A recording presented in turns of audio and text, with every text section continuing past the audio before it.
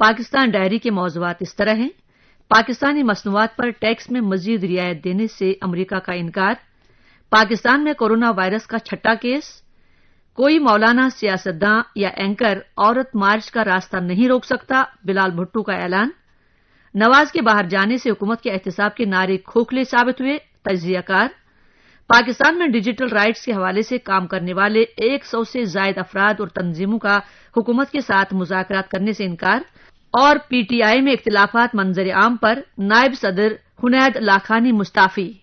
امریکہ نے پاکستانی مصنوعات پر عائد ڈیوٹیز میں مزید رعایت دینے سے انکار کر دیا ہے۔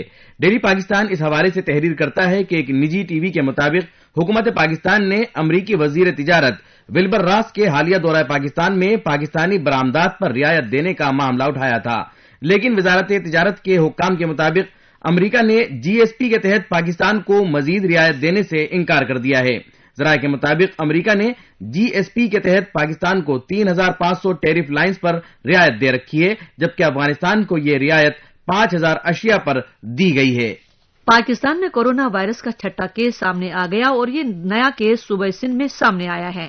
جیو نیوز اس حوالے سے تحریر کرتا ہے کہ وزیراعظم عمران خان کے معاون خصوصی برائے صحت ڈاکٹر ظفر مرزا نے اس بات کی تصدیق کی ہے کہ کورونا وائرس کے چھٹے مریض کا تعلق سندھ سے ہے۔ محکمہ صحت سندھ نے بھی صوبے میں کورونا وائرس کے نئے کیس کی تصدیق کر دی ہے اور کہا ہے کہ کراچی میں 69 سالہ شخص میں کورونا وائرس کی تصدیق ہوئی ہے۔ محکمہ صحت کا کہنا ہے کہ متاثرہ شخص 25 فروری کو ایران کا سفر کر کے وطن واپس آیا تھا اور اسے محکمہ صحت مسلسل مانیٹر کر رہا ہے۔ متاثرہ شخص میں وائرس کے اثرات نمودار ہونے پر اس کا نمونہ لیا گیا، جس میں وائرس کی تشخیص ہو گئی، جس کے بعد صوبہ سندھ میں کورونا جیسے متاثرہ افراد کی تعداد 3 ہو گئی ہے۔ خیال رہے کہ اب تک پاکستان میں کراچی میں 3، اسلام آباد میں 2 جبکہ گلگت بلتستان سے 1 کیس کی تصدیق ہو چکی ہے اور تمام متاثرہ افراد زیر علاج ہیں۔ حکومت پاکستان نے ایران میں وائرس کے بڑھتے کیسز کی وجہ سے ملک میں حفاظتی اقدامات کے تحت بلوچستان کے ضلع تفتان سے پاک ایران بارڈر بند کر رکھا ہے، جبکہ چمن سے پاک افغان بارڈر بھی بند ہے۔ اس کے علاوہ سندھ اور بلوچستان میں تعلیمی اداروں میں تعطیلات کا اعلان بھی کیا گیا ہے۔ 8 مارچ کو خواتین کے عالمی دن کے موقع پر عورت مارچ کو رکوانے کے لیے اسلام آباد ہائی کورٹ میں درخواست دائر کی گئی تھی، جس کی سماعت عدالت کے چیف جسٹس اطہر من اللہ نے کی۔ ڈان میں شائع خبر کے مطابق درخواست پر سماعت کے دوران درخواست گزار کے وکیل نے موقف اختیار کیا کہ وہ عورت مارچ کے پلے کارڈز اور سلوگن کے خلاف ہیں۔ عورت مارچ کے پلے کارڈز اور سلوگن اسلامی تعلیمات کے خلاف ہیں۔ چیف جسٹس اطہر من اللہ نے استفسار کیا کہ ان کے سلوگنز کی کیا ہم اپنے طور پر تشریح کر سکتے ہیں، جبکہ خواتین نے پریس کانفرنس میں کہا کہ وہ اسلام میں دیے گئے اپنے حقوق مانگ رہی ہیں۔ چیف جسٹس نے کہا کہ پورے میڈیا میں ان کی پریس کانفرنس شائع ہوئی ہے، جب پریس کانفرنس میں بات واضح کر دی گئی تو ہم کیسے مختلف تشریح کر سکتے ہیں۔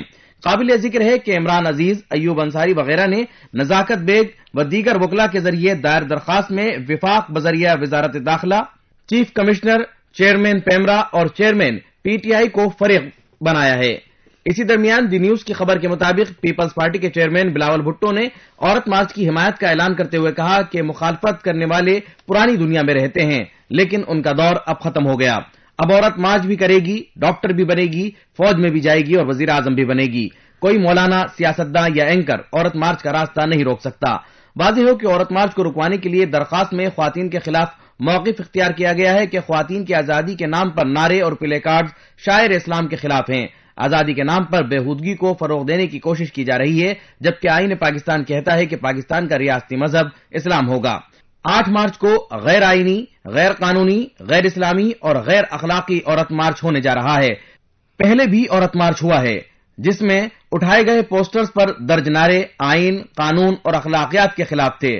درخواست میں استدعا کی گئی ہے کہ خلاف ورزی کرنے والوں کو روکنا اور قانون کے مطابق سزا دینی چاہیے اور عدالت فریقین کو عورت مارچ روکنے کا حکم دے۔ جیو کے پروگرام میں تجزیہ کاروں نے کہا ہے کہ نواز شریف کے باہر جانے کے بعد پی ٹی آئی کا بدعنوانی سے متعلق بیان کھوکھلا نظر آتا ہے۔ تجزیہ کاروں نے یہ بھی کہا کہ تعلیمی اداروں میں تشدد ختم کرنے کے لیے صرف قانون سازی کافی نہیں ہوگی، بلکہ لوگوں کا مائنڈ سیٹ بھی بدلنا ہوگا۔ اس خبر کو نیوز ویک نے بھی اہمیت کے ساتھ شائع کیا ہے۔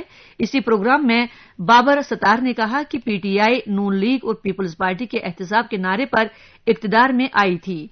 نون لیگ کے قائد نواز شریف کے باہر جانے کے بعد پی ٹی آئی کا احتساب سے متعلق نظریہ کھوکھلا نظر آتا ہے۔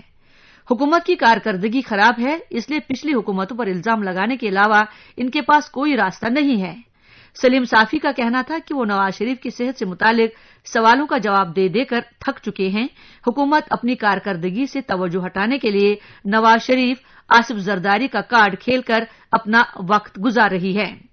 اس ملک کے اصل مسائل یعنی مہنگائی، غربت، بے روزگاری، بدامنی پر بات نہیں کی جاتی ہے۔ نون لیگ کی سیاست نواز شریف سے شروع ہو کر انہی پر ختم ہوتی ہے۔ مریم نواز گھر میں گھس کر بیٹھ گئی ہیں اور دوسرے افراد نواز شریف کے غم میں دبلے ہوئے جا رہے ہیں۔ نواز شریف کے ڈاکٹر عوام کو ان کی صحت کی صحیح صورتحال سے آگاہ کریں۔ نواز شریف سے فیملی ارکان اور پارٹی رہنما مل سکتے ہیں تو انہیں میڈیا سے کیوں نہیں ملایا جا رہا ہے؟ مریم نواز بیمار نہیں ہیں، وہ خود سامنے آ کر اپنے والد کی صحت سے متعلق کچھ کیوں نہیں بتاتی ہیں؟ حفیظ اللہ نیازی نے کہا کہ نواز شریف اس وقت اپنی زندگی کی مقبول ترین سیاست کر رہے ہیں۔ موت کہیں بھی آ سکتی ہے۔ نواز شریف کی جگہ اگر وہ ہوتے تو پاکستان میں رہتے۔ نواز شریف بیمار ہیں، اگر ان کے پاس علاج کروانے کا موقع ہے تو ضرور کروانا چاہیے۔ اسی پروگرام میں ارشاد بھٹی کا کہنا تھا کہ حکومت کا نواز شریف کی واپسی کے لیے خط لکھنے کا کوئی فائدہ نہیں ہوگا۔ اگر خط لکھنے سے کوئی واپس آ سکتا تو اسحاق ڈار، حسن نواز، حسین نواز، سلمان شہباز اور علی عمران واپس آ چکے ہوتے۔ 7 اسٹنٹ، 2 ہارٹ سرجریز، 12 بیماریوں والے نواز شریف جنہیں انتہائی تشویشناک حالت میں بیرون ملک بھیجا گیا، وہ کیوں 17 ہفتے میں ایک دن بھی اسپتال میں داخل نہیں ہوئے؟ وہ ہواخوری کے ساتھ پارٹی اجلاسوں کی صدارتیں بھی کر رہے ہیں۔ آخر بیماری کا کیا ہوا؟ نواز شریف کی لندن سے آنے والی میڈیکل رپورٹس میڈیا سے شیئر کی جائیں۔ کم از کم ڈاکٹر عدنان لندن میں پریس کانفرنس کر کے اصل صورتحال سے آگاہ کر دے۔ منیر فاروق نے کہا کہ حکومت نواز شریف کو برطانیہ سے واپس لانے کی کوشش جاری رکھے گی۔ نواز شریف کے بیرون ملک جانے سے عمران خان کے احتساب کے بیانے کو بڑا دھچکا پہنچا ہے۔ عمران خان کی سیاست نواز شریف اور آصف زرداری پر تنقید سے جڑی ہوئی ہے۔ ریما عمر کا کہنا تھا کہ حکومت کبھی بھی نواز شریف کے کیس سے متعلق ایک زبان سے نہیں بولی ہے۔ حکومتی وزراء نواز شریف کی قید کے دوران ان کی بیماری کا مذاق اڑایا کرتے تھے کہ اچانک عمران خان کے دل میں ان کی ہمدردی جاگ گئی اور انہیں جانے دیا گیا۔ نیوز ویک کی ایک خبر کے مطابق پاکستان میں ڈیجیٹل رائٹس کے حوالے سے کام کرنے والے 100 سے زائد افراد اور تنظیموں نے آن لائن ہارمز رولز 2020 پر حکومت سے مذاکرات کرنے سے انکار کر دیا ہے۔ تنظیموں کا کہنا ہے کہ جب تک حکومت یہ رولز واپس نہیں لیتی اس وقت تک مذاکرات کا کوئی فائدہ نہیں ہے۔ اس بارے میں ایک خط بھی حکومت کو بھجوایا گیا ہے جس پر 100 سے زائد شخصیات اور تنظیموں کے نمائندوں کے دستخط ہیں۔ خط میں لکھا گیا ہے کہ ایسی صورتحال میں کہ جب کابینہ ان رولز کو منظور کر چکی ہے اور رولز پر عمل درآمد کے لیے نیشنل کوآرڈینیٹر تیار کرنے سمیت مختلف اقدامات کیے جا رہے ہیں تو حکومت سے مشاورت کا کوئی فائدہ نہیں ہو سکتا۔ تنظیموں کا کہنا ہے کہ موجودہ قوانین کے ذریعے پاکستان ٹیلی کمیونیکیشن اتھارٹی اپنے اختیارات کا غلط استعمال کر رہی ہے اور اب نئے رولز کی مدد سے سوشل میڈیا اکاؤنٹس بند کرنے کے لیے کہا جا رہا ہے، لہذا ایسی صورتحال میں حکومت سے مشاورت کا کوئی فائدہ نہیں ہے۔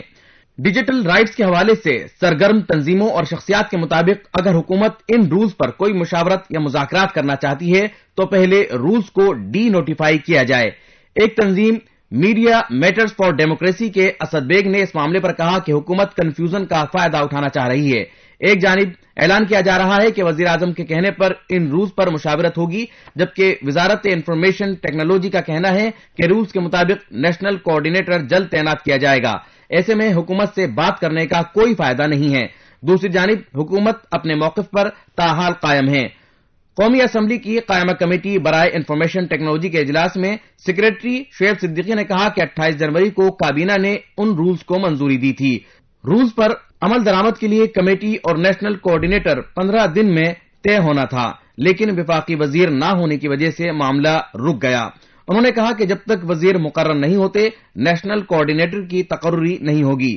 شعیب صدیقہ کا کہنا تھا کہ بین الاقوامی کمپنیاں پاکستان میں آئیں گی اور ان رولز پر مشاورت بھی ہوگی۔ شعیب صدیقی نے میڈیا سے گفتگو کرتے ہوئے مزید کہا کہ سوشل میڈیا کنٹرول کے لیے نیشنل کوآرڈینیٹر کی تعیناتی کا طریقہ قواعد میں موجود ہے۔ نیشنل کوآرڈینیٹر کے ماتحت مختلف لوگوں پر مشتمل ایک کمیٹی ہوگی اور کوآرڈینیٹر کی تعیناتی کا اختیار وزیر آئی ٹی کے پاس ہوگا۔ اس سے قبل قائمہ کمیٹی کے اجلاس میں اپوزیشن ارکان کی طرف سے ان رولز پر شدید تنقید کی گئی اور انہیں آزادی اظہار رائے سے متصادم قرار دیا گیا۔ پاکستان پیپلز پارٹی کی ناز بلوچ نے کہا کہ ہمارے ٹویٹر، فیس بک اور دیگر سوشل میڈیا اکاؤنٹس پر ایک کوآرڈینیٹر بٹھا دیا گیا ہے۔ اپوزیشن نے وفاقی تحقیقاتی ادارے کو مضبوط کرنے کے لیے کہا تھا، جبکہ حکومت نیا آفس بنانے پر آ گئی ہے۔ ناز بلوچ کا کہنا تھا کہ یہ حکومت جب اپوزیشن میں تھی تو سوشل میڈیا درست تھا، لیکن اب تنقید برداشت نہیں ہوئی تو نیشنل کوآرڈینیٹر لے آئے۔ چیئرمین قائمہ کمیٹی علی خان نے کہا کہ حکومت کے پیش کردہ ان رولز کی وجہ سے گوگل اور فیس بک نے پاکستان میں اپنی سروسز بند کرنے کی دھمکی دی ہے۔ پی ٹی اے کے میجر جنرل عامر نے اس بات کا اقرار کیا کہ جعلی خبریں اور ریاست مخالف پروپیگنڈا روکنے کا اس وقت ہمارے پاس کوئی اور طریقہ نہیں ہے۔